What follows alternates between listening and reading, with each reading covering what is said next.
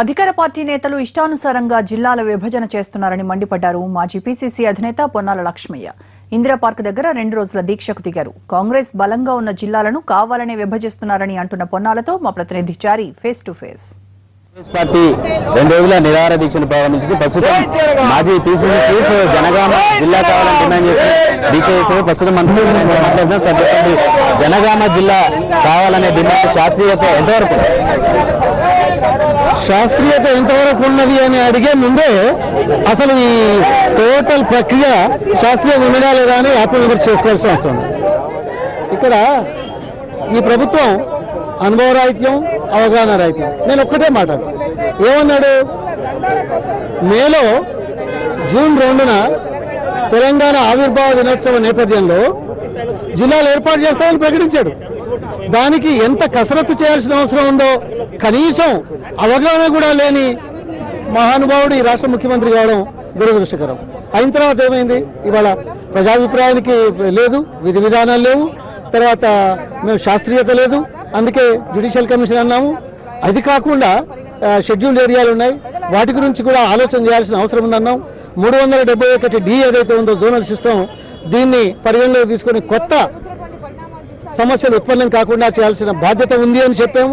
ఇవన్నీ మేము చెప్తా ఉంటే ఆయన 15 రోజుల లోపల జిల్లాలు చేస్తా అన్నాడు. అంటే అదే 2.5 నెలల్లో గోదావరి అటు ఇటు పోలేసి కరెంటు తీసుకొచ్చినట్టు, 12% రిజర్వేషన్ ఇచ్చినట్టు, అదేవిధంగా 2 బెడ్రూమ్ ఒక్క ఇల్లు కట్టి బై ఎలక్షన్ లోపల 5-6 గంటలు మీ ఛానళ్ళ ముందు చూపించారు. అంతే తప్ప ఇప్పటి వరకు ఆయన సొంత నియోజకవర్గం, ఆయన ఫామ్ హౌస్ ఉంది కదా, ఫామ్ హౌస్ దగ్గర ఆ ఊళ్ళో మొత్తం ఇల్లు కూడగొట్టి రేకుల షెడ్లలో వస్తే నిన్న మొన్న వర్షం వస్తే డెంగ్యూ వ్యాధులు వచ్చినాయి.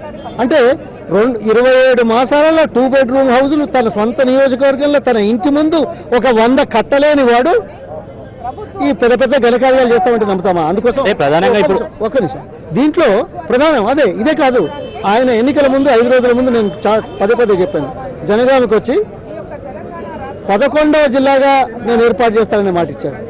సరే, ఆయన మాట అన్నది ఎంతవరకు నిలబడ్డాడు అనేది వేరే విషయమైనా శాస్త్రీయత కావాలంటున్నాం. ఇది అంటే అఖిల పక్షానికి వెళ్ళిన కాంగ్రెస్ నేతలకి శాస్త్రీయత తెలియదు. ఆ రోజు అఖిల పక్షంలో ఎలాంటి ప్రతిపాదన పెట్టలేదు కాంగ్రెస్ పార్టీకి సంబంధించి. కావాలంటే మినిట్స్ చూడండి అని చెప్తున్నారు. ఎవరైనా ఈ మాట అన్నది చెప్పండి, ఎవరన్నారు? ఏమన్నా బుద్ధి, జ్ఞానం, కళ్ళు ఉన్నవాళ్ళు ఎవరు ఇలా మాట్లాడారు? కాంగ్రెస్ పార్టీ ఏం రిప్రజెంటేషన్ ఇచ్చింది? 4 అంశాల మీద ఇచ్చింది. మీరు ముసాయిదా ప్రకటించారు. ముసాయిదాకు బేస్ ఏమిటి? విధి విధానాలు ప్రకటించకుండా, ప్రజాభిప్రాయం సేకరించకుండా మీరు యూనిలేటరల్గా ఏ రకంగా ఈ ముసాయిదా ప్రకటిస్తారని క్వశ్చన్ చేశాం. ఇది వాస్తవం కాదా?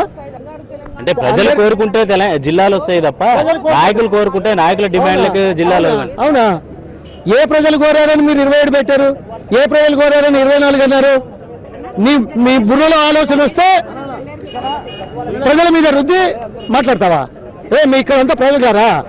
జనగామలో మీరు చెప్పారు 11వ జిల్లాగా ఏర్పాటు చేస్తారని. వారు అడుగుతున్నారు, సంవత్సరం నుంచి పోరాటం చేస్తున్నారు, ఉద్యమం జరుగుతూ ఉన్నది. దానికి సమాధానం ఏం చెప్తాడు? అందుకోసం ఈ కాకమ్మ కబుర్లు, డొంకమ్మ తిరుగుడు, ఈ ఉద్యమంతో వచ్చిన మీరు పరిపాలన దక్షత లేక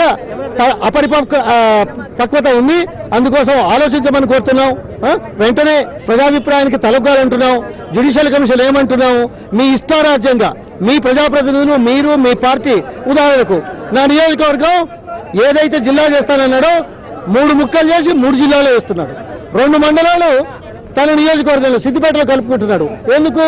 గోదావరి లిఫ్ట్ ఇరిగేషన్ లో ఏర్పాటు చేయబడ్డ రిజర్వాయర్స్ అన్ని కూడా అక్కడ ఉంటే రేపు ఆ జిల్లాకు ఎక్కువ నీళ్లు ఇవ్వడానికి చేసే కుట్ర కుతంత్రాలలో భాగంగా చేస్తా ఉన్నాడు. రాజకీయ దృక్కోణంలో, రాజకీయ కోణంలో ఎదుటి వాళ్ళను అబాస్పాలు చేయడానికి చేసే ప్రయత్నం చేస్తాడు. కానీ ప్రజలు చాలా తెలివికల వాళ్ళు. మీ ఆందోళన ఈ రోజు శ్రీకారం చుట్టారు కదా, నెక్స్ట్ ఏ రూపం దాల్చబోతుంది? ఏ రూపం? ప్రజాభిప్రాయం ఎప్పటికీ మేము ప్రతిబింబిస్తున్నాం. ఇప్పుడు ప్రజలతో ఉన్న పార్టీ ఈ రోజు కొత్తగా వచ్చింది కాదు, ఏదో ఉద్యమంతో అవకాశం వచ్చి అధికారంలోకి వచ్చిన పార్టీ కాదు. మేము ఎప్పుడు కూడా ఈ దేశం 40 ఏళ్ళ స్వాతంత్రం వచ్చినాడు ఎలా ఉంది, ఈ రాష్ట్రం ఎలా ఉండింది, ఈ రోజు ఎలా ఉంది, ఇవన్నీ మనం బేరీజ్ చూసుకోవచ్చు. మంచిగా మాట్లాడదాం, కానీ శాస్త్రీయత కావాలి, పారదర్శకత కావాలి, ప్రజల డిమాండ్ కావాలి, మీరు ఇచ్చిన హామీ నిలబెట్టుకోవాలి. Thank you sir, thank you very much. ఇది కొత్త జిల్లాలో శాస్త్రీయ భద్రత లేకుండా జిల్లాలు ఏర్పాటు చేస్తున్నాయని చెప్తున్నారు పొన్నాల. కెమెరామెన్ నర్సింగ్తో చారి ఎన్టీవీ, ఇందిరా పార్క్.